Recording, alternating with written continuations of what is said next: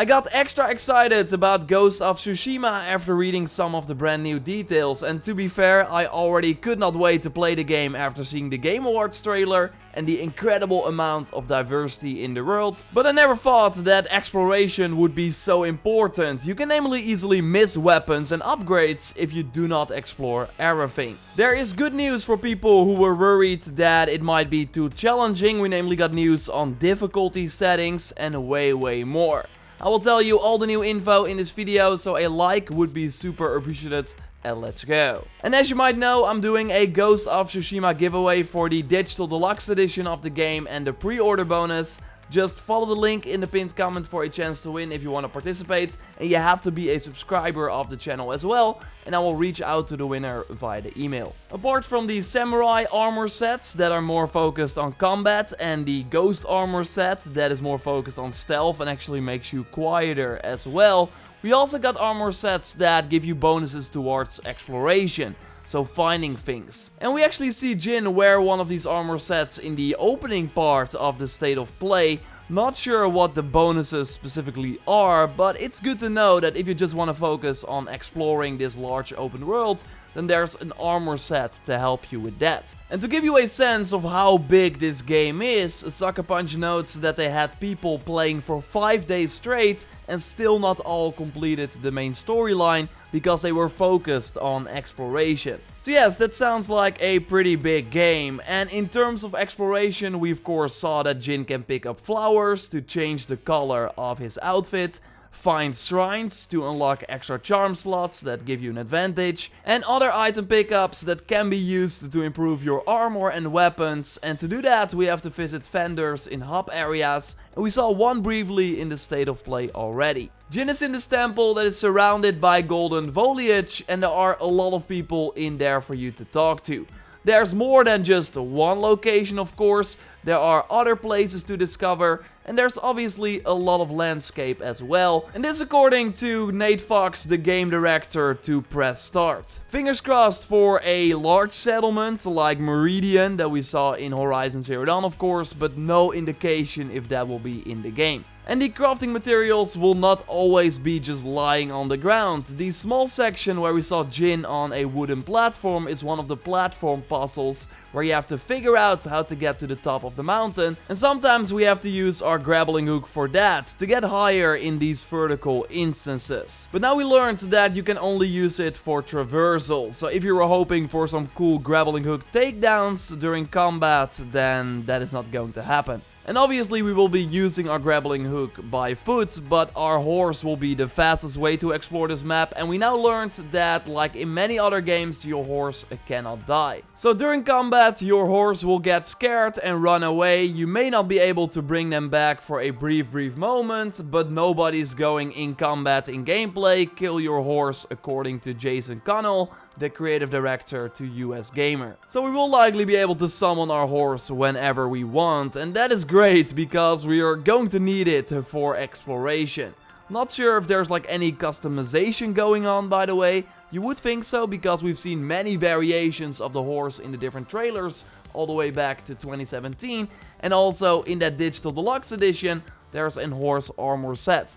Again, a link to the giveaway is in the pinned comment. Overall, the world should be a good mixture of density and scale. You need to travel through maybe a more open field to get to the point of interest, but there needs to be some space in between to create the feeling that you are on a journey, according to the developers. And then we could encounter a bear attacking a Mongol, for example, and there are animals in this world that are out to eat you, but will also attack enemies. And the game is dynamic, so these animals make kind of their own choices and dictate what they will do, so that should create some maybe chaotic moments. But we of course also have the more friendly animals like foxes and birds that are there to lead you to special secrets. And we can pet a fox as well. We can put a waypoint on the world map by hitting the options button and have the wind guide us to that, because there's no icon of course showing us where to go.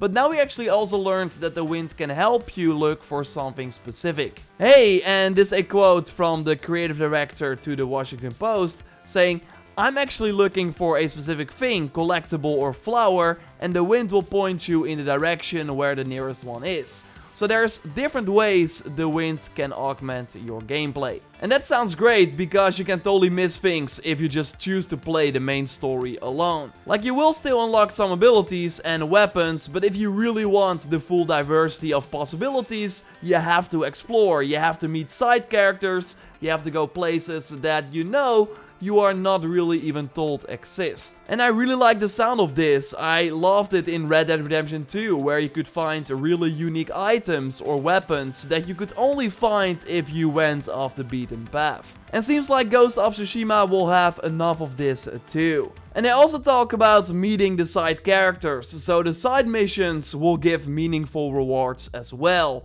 And maybe even things that are useful after you've already finished the main story, because the item is completely unique. And these side quests will tell the stories of other people who live on Tsushima Island and how they are dealing with the Mongol invasion. And while they are side stories, they should also give weight to the main story of the game, Sucker Punch confirms. There should be other activities in the world as well that they did not want to spoil yet, but they did touch again on the standoffs. And actually, side missions can lead to these one-on-one encounters. And during these battles, the controls are actually different and the timing is different than during the regular combat. And these encounters should be challenging, and overall, as we discussed before, you don't want to take on many enemies at once, because that will end badly. This was a QA tester we saw during the State of Play, one of the best people at the studio playing the game, so it looked easy, but it should actually be hard. But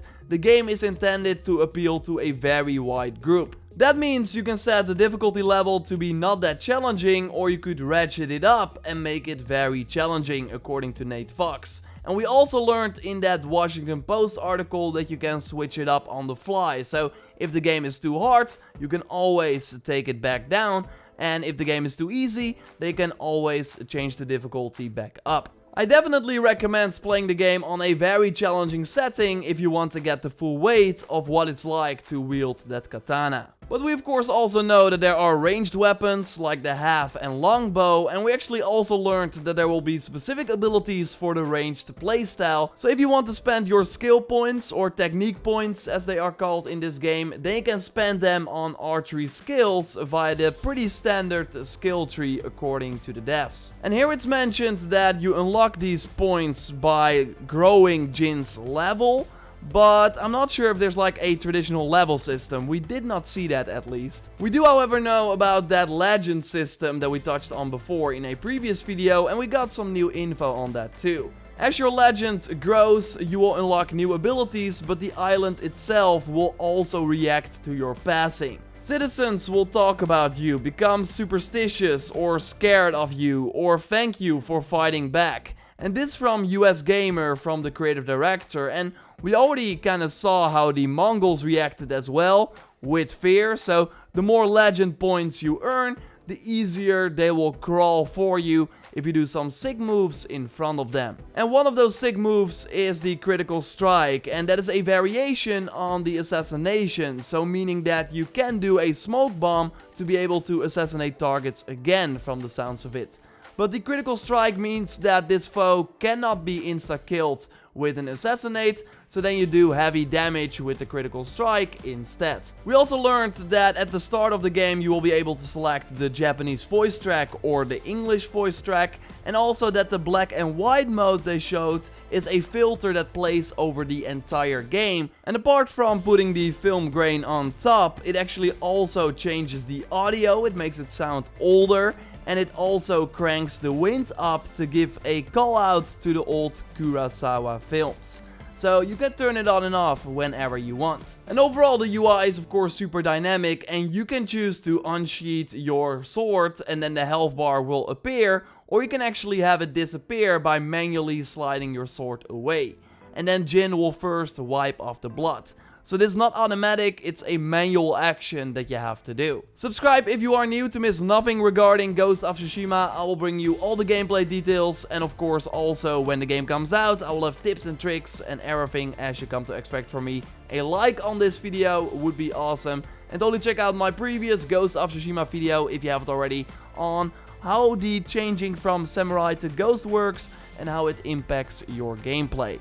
For now though, I will speak to you next time, and goodbye.